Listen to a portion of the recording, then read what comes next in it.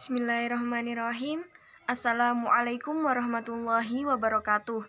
Perkenalkan, kami dari kelompok 1 akan mempresentasikan makalah yang berjudul Konsep Dasar Pengembangan Pemikiran Pendidikan Islam dengan mata kuliah Pengembangan Pemikiran Pendidikan Islam yang diampu oleh Bapak Dosen Muhammad Heri Yudanta, MPDI.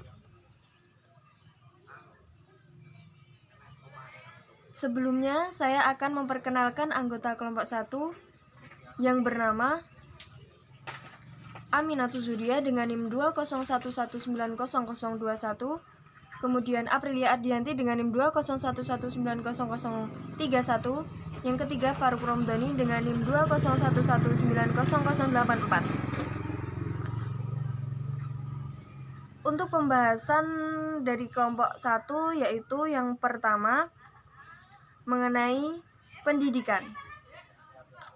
Yang kedua yaitu pendidikan Islam. Yang ketiga pemikiran pendidikan Islam. Dan yang keempat yaitu tujuan, manfaat, dan objek pemikiran pendidikan Islam. Nah, di sini saya akan menjelaskan mengenai pendidikan. Apa sih pendidikan itu? Nah, pendidikan adalah suatu usaha membina dan mengembangkan kepribadian manusia, baik di bagian rohani atau di bagian jasmani. Nah, pendidikan bisa juga diartikan suatu proses pengubahan sikap dan tingkah laku seseorang atau sekelompok orang dalam mendewasakan melalui pengajaran dan latihan. Nah, pendidikan juga dapat mengantarkan kita untuk mencapai tujuan dan cita-cita dengan harapan dapat bermanfaat bagi diri kita maupun orang lain dan masyarakat nantinya. Kemudian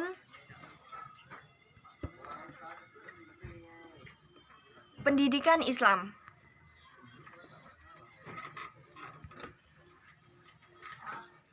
Nah, apa sih pendidikan Islam itu? Nah, pendidikan Islam ialah suatu usaha yang berupa asuhan dan bimbingan terhadap anak didik agar kelak setelah selesai pendidikannya dapat memahami dan mengamalkan ajaran Islam serta menjadikannya sebagai pandangan hidup. Nah, dengan adanya pendidikan Islam, peserta didik dapat banyak belajar terutama dalam hal akhlak. Nah, seperti halnya akhlak ada dua, yaitu akhlak baik dan akhlak tercela. Nah, di mana dalam akhlak tersebut anak dapat membedakan mana sih akhlak yang baik itu, mana sih akhlak yang buruk itu. Nah, seperti itu. Mungkin untuk penjelasan tentang pendidikan dan pendidikan Islam sampai sini. Kemudian selanjutnya akan dilanjutkan oleh anggota kelompok kami. Terima kasih. Assalamualaikum warahmatullahi wabarakatuh. Langsung saja, di sini saya akan menjelaskan apa itu pemikiran pendidikan Islam. Konseptualisasi pendidikan karakter kebangsaan sebagai upaya kontekstualisasi pendidikan karakter, yang antaranya itu ada 3, yakni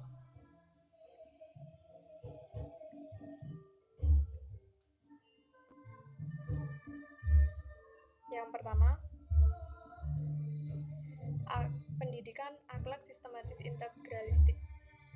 Dari uraian tokoh-tokoh ulama klasik, konsep pendidikan karakter dalam pendidikan Islam perlu dirumuskan secara sistematis dan gradual.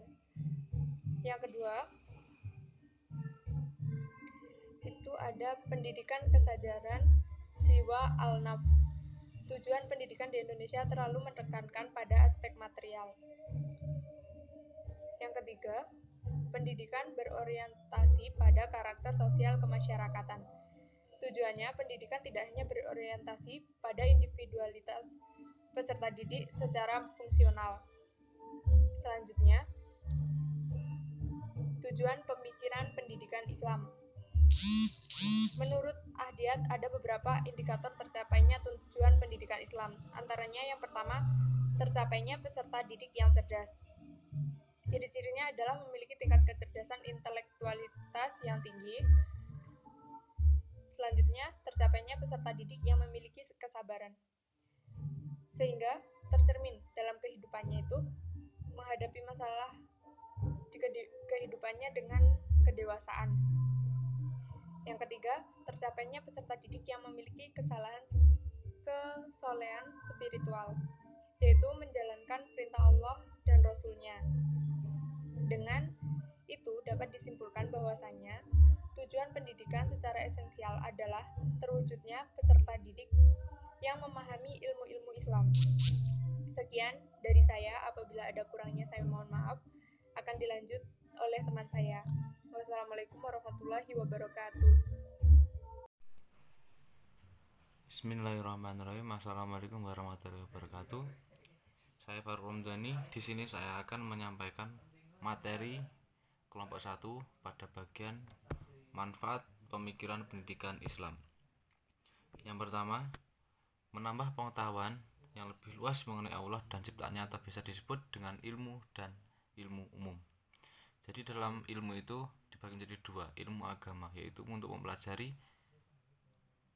bagaimana sajakah agama itu, apa yang ada di dalam agama, itu sangat luas dalam cakupannya. Yang kedua itu ilmu umum. Ilmu umum itu mencakup seperti ilmu yang dilakukan untuk keseharian, seperti matematika, untuk pengetahuan perhitungan suatu angka. Yang kedua, menambah dan menguatkan keimanan kepada para peserta didik dan menanamkan nilai ajaran Islam yang menjadi sumber ilmu pengetahuan. Jadi dalam diri siswa itu harus ditanamkan ilmu agama, agar dalam menyampaikan ilmu itu bisa tersalurkan dari seorang pendidik kepada pendidik. Yang ketiga, ilmu yang memberikan pengetahuan dengan diimbangi nilai ibadah karena mempelajari maupun mengembangkan ajaran Allah Subhanahu wa taala dan lain-lain. Jadi dalam menggali ilmu atau mempelajari ilmu harus dinilai dengan ibadah. Semuanya ada niat. Innal a'malu binniyat, semua tergantung niat. Jadi apabila kita mempelajari suatu ilmu dengan diniati dengan ibadah kepada Allah, maka insya Allah itu akan barokah. Untuk materinya selanjutnya, objek pemikiran pendidikan Islam. Yang pertama, tujuan pendidikan. Yang kedua, pendidik. Yang ketiga, peserta didik. Yang keempat, metode. Yang kelima, materi. Yang keenam, penilaian. Dan yang ketujuh, konteks sosio-kultural. Sekian dari kelompok kami. Apabila ada kurang lebihnya, kami ucapkan mohon maaf yang sebesar-besarnya. Wabillahi taufiq wal hidayah.